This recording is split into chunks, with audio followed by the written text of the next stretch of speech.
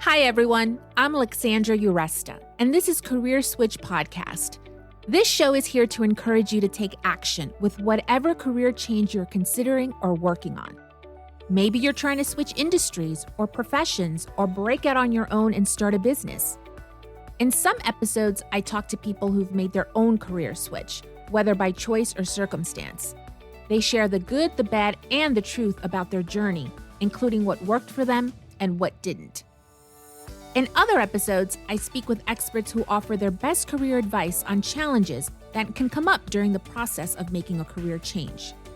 After all, it takes guts to switch things up, and it's not easy. However, it is possible.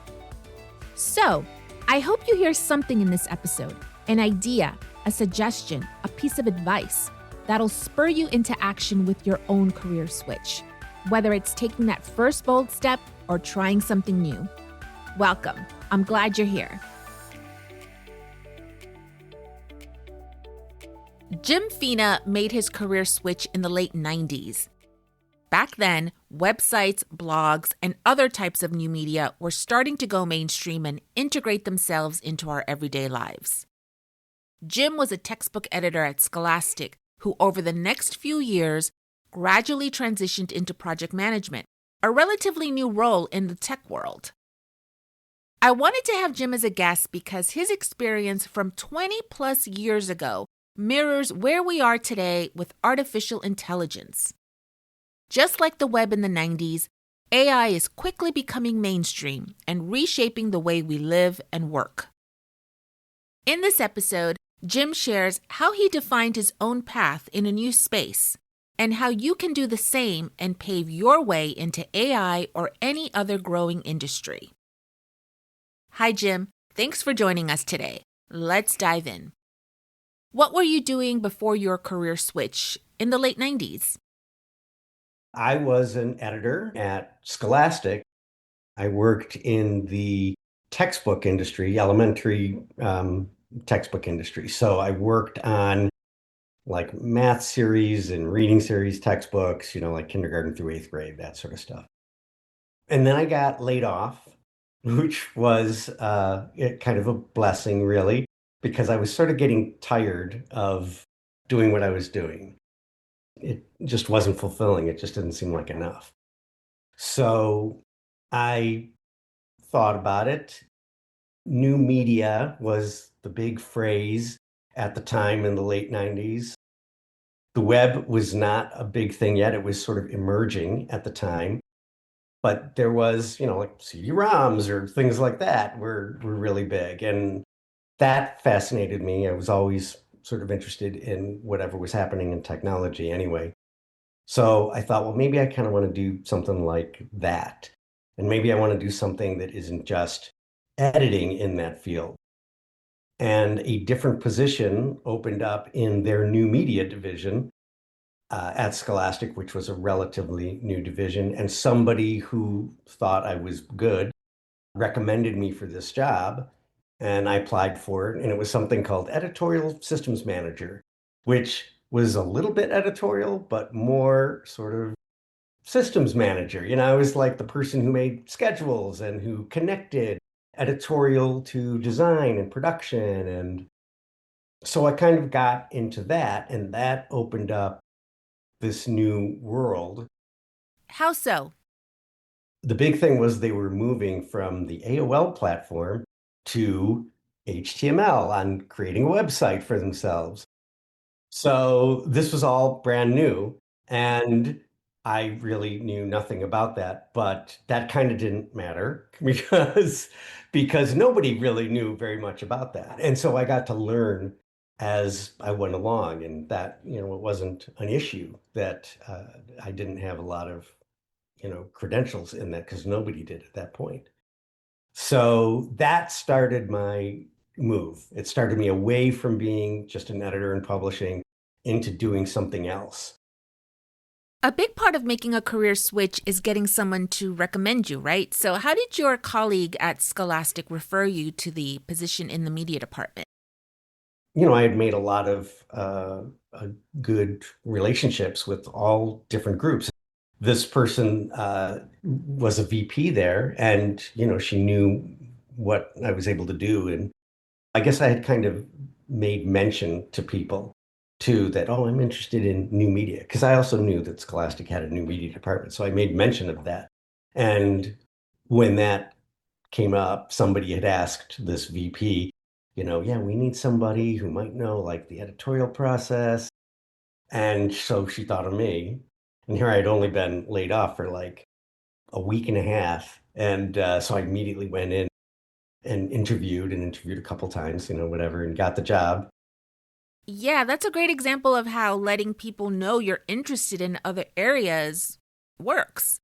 Okay, so take us into how you transitioned into project management. I sort of kept on defining my job with the people, with my boss, and just kept on using whatever talents I had. I'm not a designer at all, but I was very good working with the designers that we had.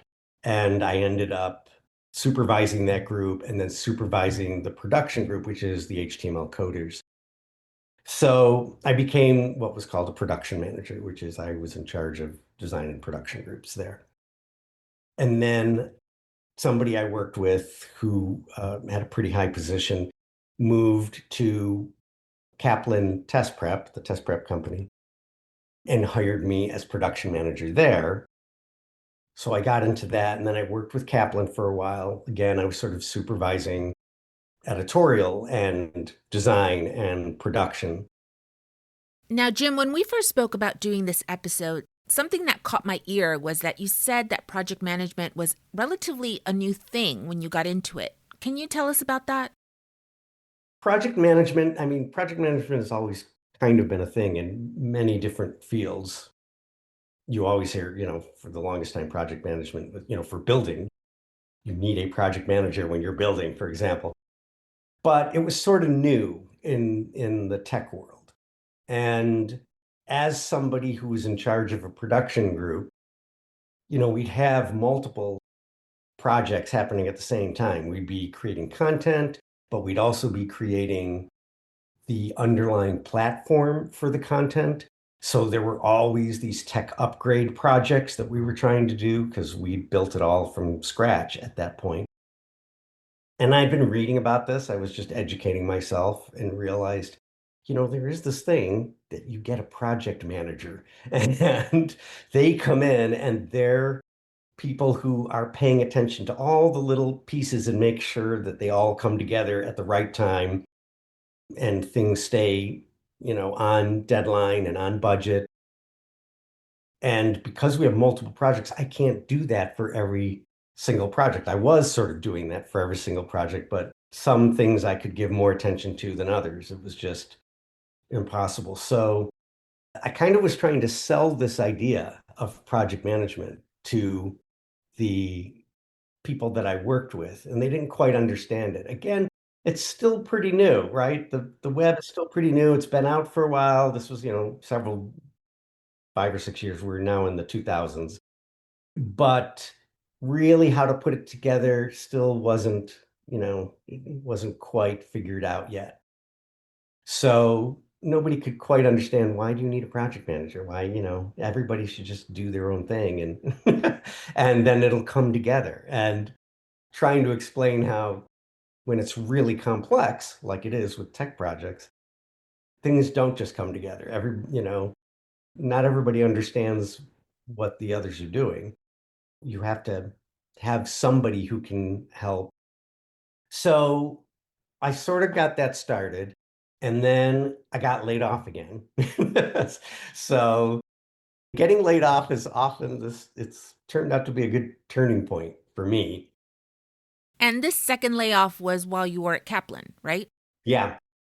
I had moved from the test prep group to an online university that they were creating. So again, I was sort of like, where do I go from here? I'm not quite sure. What will I do next? I've got a variety of skills here. What am I going to do? And I had hired somebody as a freelancer to do user interface design for a project when I was at Kaplan. And actually, I'd worked with that person also when I was at Scholastic. And so I'd become kind of friends with him. I'd hired him multiple times and I bumped into him one day and we went out and had lunch and chatted and he was just running his own business, doing multiple projects and said I could use some help, if you want to come and do some freelance work for me. So I did do that. He had multiple projects happening at Visa doing tech projects. At the time, the tech projects were with Blackberries because that was huge. That was the thing. But yeah, I started doing more sort of project management stuff and user interface design stuff. I went from I know this is important, I kind of know how it works, to this is how it works. Now I'm doing it and I'm learning it. It was still new enough in this field that you could learn it as you go. So again, I kind of got lucky in that way. And I worked there for a while, but then it meant that when that gig was over, I suddenly had these project management skills and I was able to get multiple jobs after that as a project manager. And now you've been a project manager for 20 years or so. And like we were saying, you got into project management when it was still new within tech. So here we are today with AI. And sure, AI has been around now for a few years, but positions are being restructured. Right. Do you see any parallels or can you relate your experience to developing your position to what we have to do now with AI in the picture? Yeah, I think whenever you have a new gestalt, coming along, something new. It could be a new process, it could be a new technology, could be, a new sort of cultural move or whatever. It hasn't been defined yet. It hasn't sort of gone through so many iterations that it's like, this is the way you do it. And I'm only going to hire people who know this by heart. When you don't have that yet, it really there's a lot of room for somebody who just has good skills in general from some other place. I had good organizational skills. I had good management skills. I had good communication skills, which turned out to be maybe the most key thing in becoming a project manager. So that I was able to kind of use those talents to something where it was still a little bit inchoate. It was people didn't quite know how things came together in this field. So there was room for me to learn, and in a way, room for me to help define how things would become. I stayed current with what other people were doing. I was reading blogs about and books about project management and user experience and things like that. So I was able to bring those in as if they were mine, which they weren't, but I was able to bring those in. And I think that's true today. I mean, there's a lot of new things that are coming up that haven't been defined yet. And if you can figure out where your skills can fit into that, it doesn't matter that you're not fully knowledgeable about AI, for example. What's more important is that you know what your strengths are and that you can look at, well, what's missing in this field that I can bring to it. And often people need bodies as things grow, and they don't know exactly what they need. And if you can interview well, for example, you can kind of say, you tell me a little bit about what you're doing, and then I can tell you how I can help you with this. I don't have this lengthy history with AI, but here's how you're trying to put things together. You don't need somebody with a lengthy history of AI. You need somebody who can help you deliver this by having these skills. So for people who are looking at something like AI or whatever, that's new, there's room. there's room in there. You can help define what you're going to be. Yeah, you can craft your own path in a new field. Right. And once you get your foot in the door, then you're there and you're absorbing what's happening and you're learning it and you become part of the knowledge base of wherever you're at. So it's really getting your foot in the door. Find a way to get your foot in the door. And you can do that by just looking at what you can bring to the table and what you can give them that they need.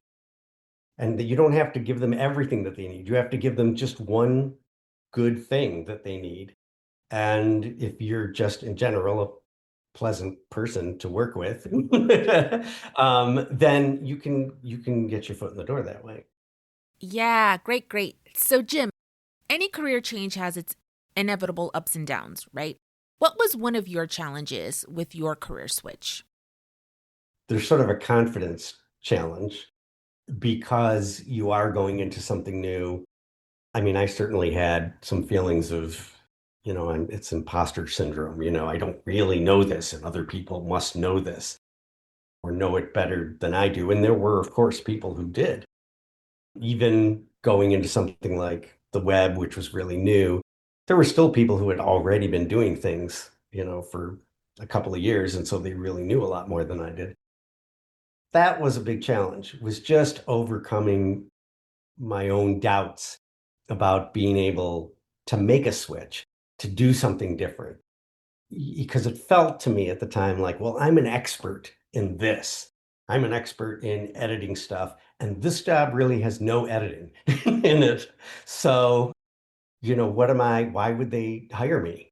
Why would they do that? And I think that's probably a challenge for a lot of people that they go into things with, why would you hire me?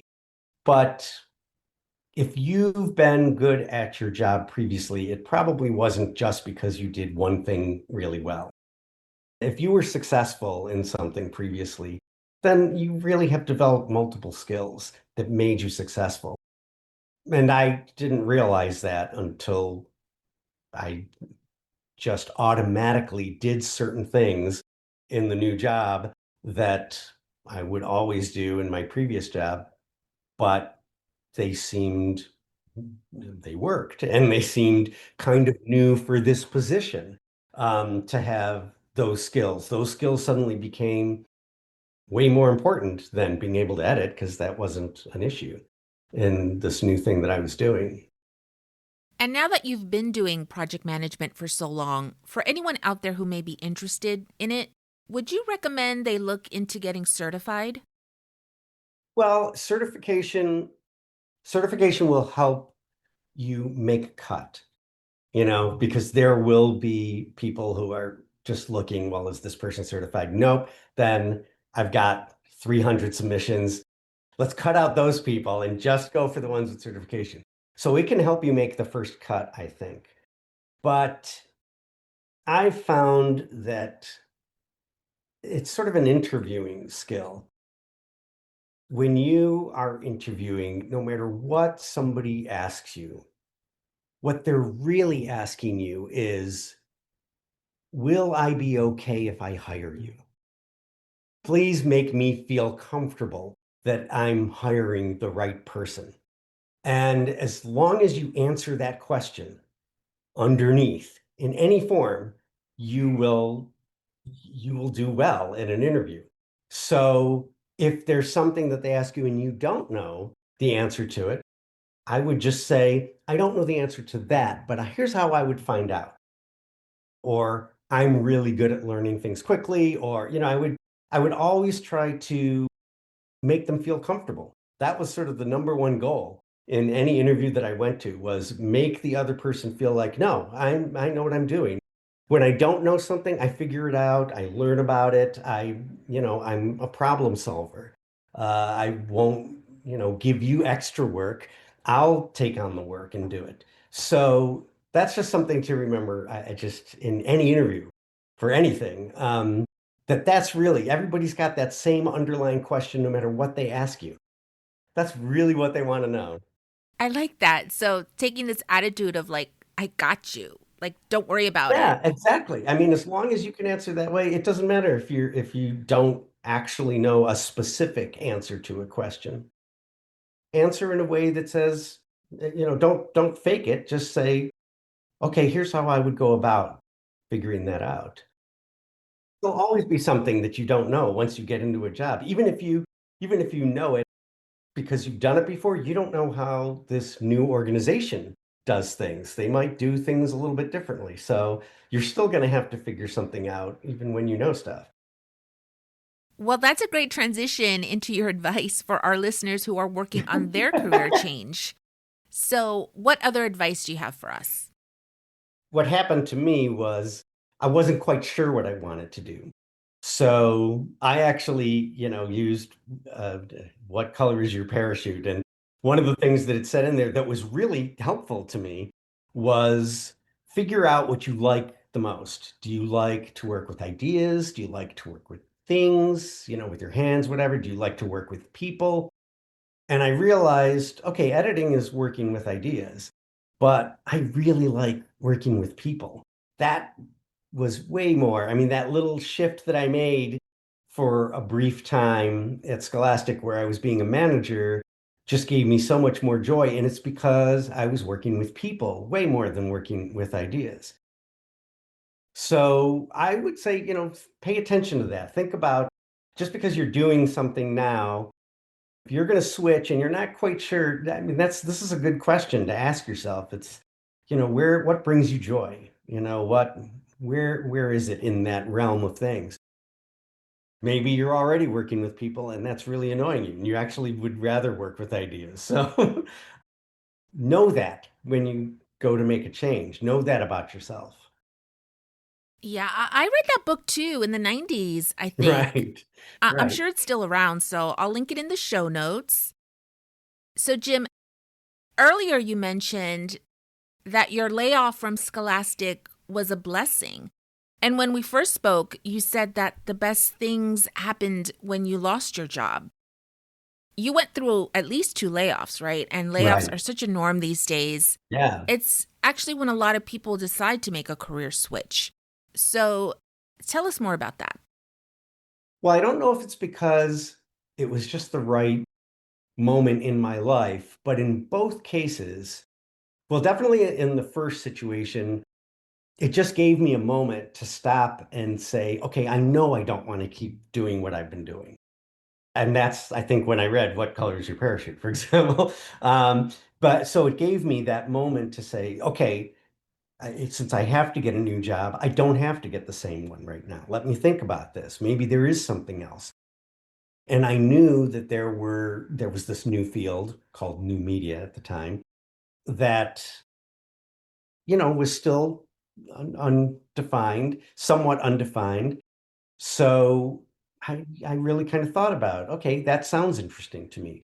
I have some desire about that. I would be happy to go and try to find a job in that realm rather than just get the same kind of job again. I think that gave me a chance. You can get stuck sometimes. I'm doing this, I'm getting paid, it's good money, whatever it is, I can just keep doing this. It's easy. It's familiar and it's easy. So I can take that easy route. And getting laid off meant, okay, well, now I don't have my easy route anymore. I don't have to try to make another route the same way. That happened both times. The second time was harder because I wasn't in a frame of mind where I knew, oh, I want to go into this. So it took longer, and there was sort of a more fallow period there for me where I was really just trying to figure something out. But it still worked the same way. It got me out of a rut in both situations. And if you're the kind of person who's in that place where you're running to make a career change, you're probably in a rut at this point. That's why you want to make the career change, is my guess. Yeah, you're stuck somehow, right? Like either mentally or with your duties. And I think also it kind of came in stages for me. I mean, I think that's in a way that's sort of a tip too. You don't have to make one big change all at once. You can make multiple changes. You can do something new and learn something from that and then learn a little bit more about something else that you might be interested in and make another change. Because that's really how it worked for me, is that I sort of made multiple changes. And that was the right path for me because I had to keep finding out new possibilities to get to the place that seemed right for me. I had to keep learning, oh, well, there's also this. Oh, I could do that too. Oh, and then there's this. I can do that. So it wasn't a one-step thing for me. It was a multiple step thing. Right. You went through what, like at least three positions Oh, yeah. before you. 3 or 4, really, when you think about it. I mean, my first switch, I didn't know what project management was yet. When I made that switch to do new media stuff and became, a production manager, I still didn't even know what project management was. I had to get yet another position and then start to learn about what project management was and start to believe that there's a reason for it and understand why it's an important thing. And then another job where I started to actually do it. I love that your career switch from 20 plus years ago can help career changers today. Any other advice that you want to share before we wrap up? So when you enter a new space, when you are making the switch, there's no dumb question. Okay, so ask questions, get information. And it's easy to think, well, I'll look stupid. I don't know the answer to this, or I don't know exactly what's going on. No, everybody will appreciate it much more if you stop and ask questions because you're working on it. Clearly, you're thinking about it. You're trying to solve an issue by getting as much information as you can. So do that. Thanks to Jim Fina for being our guest today. Check out the show notes for additional episodes on how to break into a new field. You can find links to the resources mentioned in this episode and more helpful information in the show notes and on our website, careerswitchpod.com. So what's your career switch? Are you motivated to take action after listening to this episode? Tell us at careerswitchpod.com. We'd love to know, along with any feedback you have about the show. Let us know too if you'd like to be a guest. Follow us on Instagram, Facebook, and LinkedIn at CareerSwitchPod. And please rate, review, and share with your friends and colleagues. It'll help get the show out there. Thanks for listening today. Till next time.